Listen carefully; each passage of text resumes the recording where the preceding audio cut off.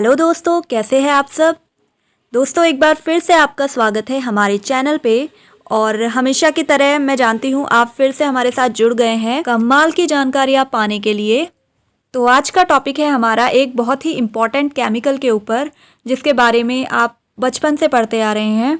एक ऐसे कंपाउंड के बारे में जिसे हम कहते हैं किंग ऑफ एसिड्स।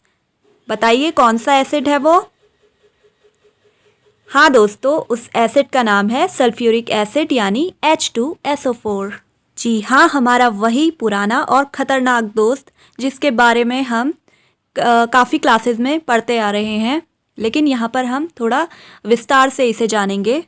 तो हम बात करेंगे इसके स्ट्रक्चर पे, इसकी केमिकल और फिज़िकल प्रॉपर्टीज़ पर, और यही नहीं, हम बात करेंगे इसका एक जो बहुत ही इम्पॉर्टेंट मेथड है इसे बनाने का, एक लार्ज स्केल में बनाने का, जिस मेथड को हम कहते हैं कॉन्टैक्ट प्रोसेस, उसे भी हम इस वीडियो में पढ़ेंगे। और वीडियो के एंड में मैं पूछूंगी आपसे एक इजी सा सवाल, इस वीडियो से रिलेटेड होगा, और आपको उसका आंसर मुझे कमेंट बॉक्स में लिख के बताना है। और वीडियो देखते हुए आपके माइंड में ये बात ज़रूर रहनी चाहिए कि कोई आपके कमेंट का वेट कर रहा है। तो स्टे ट्यून्ड दोस्तों। और इससे पहले अगर आप इस चैनल पे न्यू है तो प्लीज़ चैनल को विज़िट ज़रूर कीजिएगा, क्योंकि बहुत ही कमाल के टॉपिक्स पे बहुत ही कमाल की वीडियोस हम आपके लिए लेके आते हैं। तो विज़िट ज़रूर कीजिएगा, और चैनल पसंद आए तो सब्सक्राइब भी कर दीजिएगा। तो बढ़ते हैं अपने टॉपिक की ओर। तो सल्फ्यूरिक एसिड, जो कि एक बहुत ही स्ट्रॉन्ग एसिड है, इसे हम मॉलिक्यूलर फॉर्मूला इसका क्या लिखते हैं, H2SO4। पुराने टाइम में हम इसे कहते थे oil of vitriol. Molecular structure की बात करें तो कुछ इस तरह का इसका स्ट्रक्चर होता है, जिसमें सेंटर पर एक ऑक्सीजन होता है और जिससे 4 सल्फर एटम्स जुड़े होते हैं। अब 2 सल्फर एटम्स ऐसे होते हैं जिनसे 2 हाइड्रोजन एटम्स जुड़े होते हैं। तो इस तरह बनता है फॉर्मूला H2SO4। तो अब बात करते हैं सल्फ्यूरिक एसिड के यूजेस की। तो इसका यूज़ होता है लेबोरेटरी में रिएजेंट के रूप में, आप सबको पता है। इसके अलावा फर्टिलाइज़र्स बनाने में भी इसे यूज़ किया जाता है, और डिटर्जेंट इंडस्ट्री में भी ये बहुत ही इम्पॉर्टेंट कंपाउंड है। सल्फ्यूरिक एसिड का यूज़ हम मेटलर्जी इंडस्ट्री में भी करते हैं, जहाँ पे हम मेटल्स की क्लीनिंग के लिए इसे यूज़ करते हैं। बैटरी के स्टोरेज के लिए भी इसे यूज़ किया जाता है, क्योंकि ये एक डिहाइड्रेटिंग एजेंट के रूप में काम करता है। It is also used in manufacture of pigments, dyes, paints. और इसे ऐसे ही किंग ऑफ एसिड्स नहीं कहा जाता है, बल्कि बहुत सारी इंडस्ट्रीज़ में इसका लार्ज स्केल पे यूज़ होता है, इसलिए इसे किंग ऑफ एसिड्स कहा जाता है। आप देख सकते हैं पेंट एंड पिगमेंट वाली इंडस्ट्री में 11%, फाइबर, रेयन एंड पेपर में 5%, प्लास्टिक इंडस्ट्री में इसे 5% यूज़ किया जाता है, फर्टिलाइज़र में भी 30% यूज़ किया जाता है। इसके अलावा डिटर्जेंट वाली इंडस्ट्री में इसे 15% और प्लास्टिक में 5%, अदर यूजेस 30%। तो देख सकते हैं कितने लार्ज स्केल पे इसका बहुत सारी इंडस्ट्रीज़ में यूज़ होता है। दोस्तों, अगर एक लार्ज स्केल में हमें H2SO4 का प्रोडक्शन करना है तो इसके लिए जो मेथड यूज़ किया जाता है उसे हम कहते हैं कॉन्टैक्ट प्रोसेस।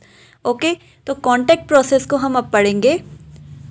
तो इस रिएक्शन में, इस मेथड में होता क्या है, इसमें होता ये है कि जो सल्फ़र डाइऑक्साइड है यानी SO2, उसे ऑक्सीडाइज किया जाता है, यानी उसे ऑक्सीजन के साथ उसकी रिएक्शन कराई जाती है, जिससे प्रोडक्ट क्या निकलता है, सल्फ़र ट्राइऑक्साइड यानी SO3। फिर ये सल्फ़र ट्राइऑक्साइड H2SO4 से रिएक्ट करता है और ओलियम नामक एक कंपाउंड बनाता है। फिर ओलियम को डाइल्यूट करके हम सल्फ्यूरिक एसिड बनाते हैं। इस मेथड में 3 मेन स्टेप्स होते हैं। पहले स्टेप में हम सल्फ़र डाइऑक्साइड का निर्माण करते हैं। तो सल्फ़र डाइऑक्साइड का निर्माण कैसे होता है, हम सल्फ़र को ऑक्सीडाइज करते हैं, सल्फ़र को ऑक्सीजन के साथ रिएक्ट कराते हैं, जिससे हमें SO2 यानी सल्फ़र डाइऑक्साइड मिलता है।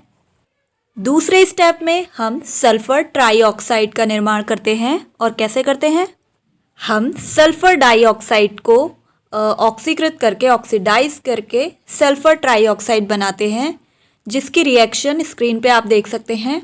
और इस वाली प्रोसेस में हम एक कैटलिस्ट का यूज़ करते हैं, जिसका नाम है वेनेडियम पेंटाऑक्साइड, ओके, V2O5। तो ये था हमारा सेकंड स्टेप, जिसमें हमने सल्फ़र ट्राइऑक्साइड का निर्माण किया। अब थर्ड स्टेप में हम क्या करेंगे, थर्ड स्टेप में हम इस सल्फर ट्राईऑक्साइड को H2SO4 में कन्वर्ट करेंगे। और कैसे करेंगे? तो दोस्तों जो सेकंड स्टेप हमारा था उसमें हमें सल्फर ट्राईऑक्साइड प्राप्त हुआ यानी SO3 प्राप्त हुआ। तो SO3 को 98% H2SO4 में डाला जाता है। ये H2SO4 हमें लैब में जो थोड़ा पहले से अवेलेबल है उसको हमें इसमें यूज़ करना है। तो इस रिएक्शन के बाद हमें एक कंपाउंड प्राप्त होता है जिसे हम कहते हैं ओलियम। ओके, ओलियम यानी H2S2O7। तो आप रिएक्शन में देखोगे SO3 plus H2SO4 is equal to क्या बना? H2S2O7, जिसे हम ओलियम कहते हैं। ओलियम को हम पायरोसल्फ्यूरिक एसिड भी कहते हैं। तो अब जो ओलियम हमें प्राप्त हुआ उसे हमने डाइल्यूट करना है, ठीक है, डाइल्यूटेड फॉर्म में लाना है। तो H2S2O7 प्लस H2O, किसी भी चीज़ को डाइल्यूट करने के लिए हम क्या करते हैं? H2O का यूज़ करते हैं, पानी मिला दिया जाता है उसमें। तो इसमें हमने ओलियम में पानी मिलाया तो क्या बना? 2H2SO4 यानी सल्फ्यूरिक एसिड। तो इस तरह कांटेक्ट प्रोसेस से हमें H2SO4 एक लार्ज स्केल में प्राप्त होता है। तो तीनों स्टेप्स याद रखने हैं। पहले सल्फर को हमने एयर में बर्न किया तो SO2 प्राप्त हुआ, फिर SO2 से SO3 प्राप्त हुआ, SO3 से फिर हमें प्राप्त हुआ ओलियम, और ओलियम को डाइल्यूट करके हमने बनाया H2SO4। तो ये थी पूरी कांटेक्ट प्रोसेस H2SO4 को लार्ज स्केल में बनाने की।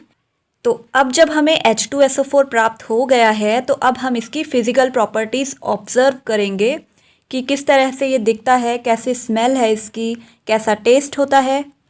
तो सल्फ्यूरिक एसिड एक स्ट्रॉन्ग एसिड है जिसे हम अम्लों का राजा भी कहते हैं, यानी किंग ऑफ एसिड हम इसे कहते हैं।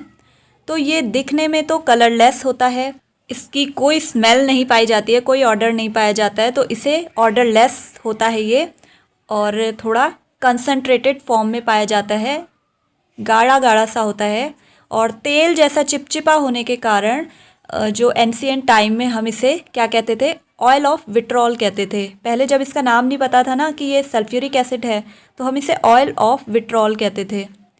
ये पानी में पूरी तरह से सॉल्युबल होता है और फ्री स्टेट में या प्योर स्टेट में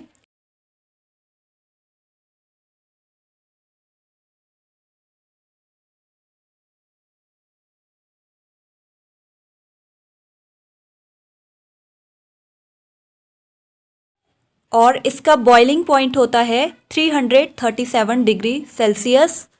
तो ये थी सल्फ्यूरिक एसिड की फ़िज़िकल प्रॉपर्टीज़। अब हम बात करेंगे केमिकल प्रॉपर्टीज़ की। तो पहली केमिकल प्रॉपर्टी है लो वॉलेटिलिटी। तो ये क्या होती है?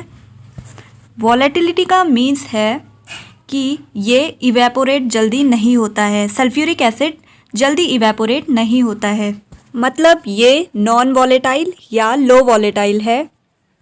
अब बात करते हैं इसके एसिडिक नेचर की। तो ये एक स्ट्रॉन्ग एसिड है, और स्ट्रॉन्ग एसिड होने का मतलब है कि इसमें टेंडेंसी होती है अपने एक्वस सॉल्यूशन में H+ आयंस में टूट जाने की। ये ब्रेक हो जाता है H+ आयंस में, जो कि लुईस एसिड्स का एक बहुत ही इम्पॉर्टेंट कैरेक्टर है।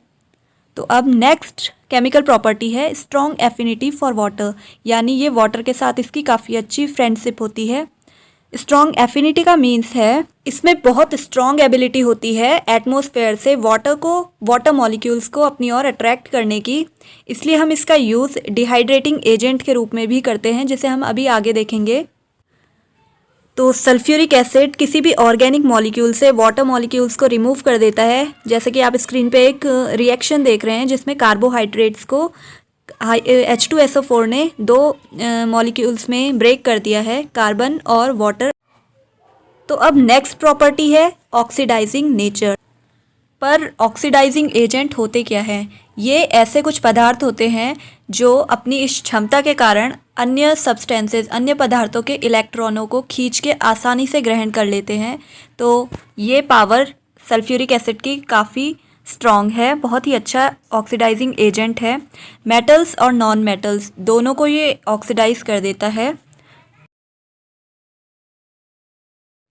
नेक्स्ट प्रॉपर्टी है सल्फ्यूरिक एसिड का डिहाइड्रेटिंग नेचर। डिहाइड्रेटिंग नेचर का मीन्स है कि ये एटमॉस्फेयर से या जिससे इसका रिएक्ट कराया जा रहा है उससे वाटर मॉलिक्यूल्स को ड्राई कर देता है, यानी वाटर मॉलिक्यूल्स को रिमूव कर देता है। यही वो कारण है जब हमें हाइड्रोक्लोरिक एसिड बनाना होता है या नाइट्रिक एसिड बनाना होता है तो हम डिहाइड्रेटिंग एजेंट के रूप में किसे यूज़ करते हैं, सल्फ्यूरिक एसिड को यूज़ करते हैं, क्योंकि ये बहुत ही स्ट्रॉन्ग डिहाइड्रेटिंग एजेंट है। तो अब वक्त आ गया है हमारी इस वीडियो के क्वेश्चन सेशन का, जिसमें ज़्यादा नहीं बस एक ही क्वेश्चन है, आपको उसका आंसर कमेंट बॉक्स में लिख के बताना है। Which method is used for the large scale production of sulphuric acid, यानी सल्फ्यूरिक एसिड के बड़े पैमाने पे उत्पादन हेतु हम कौन सी विधि उपयोग में लाते हैं। ऑप्शंस है Haber method, contact method, Ostwald method या ये सभी। तो इस क्वेश्चन का आंसर आप कमेंट बॉक्स में ज़रूर दीजिएगा।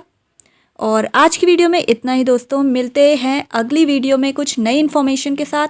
तब तक के लिए have a nice day, goodbye and thanks for watching.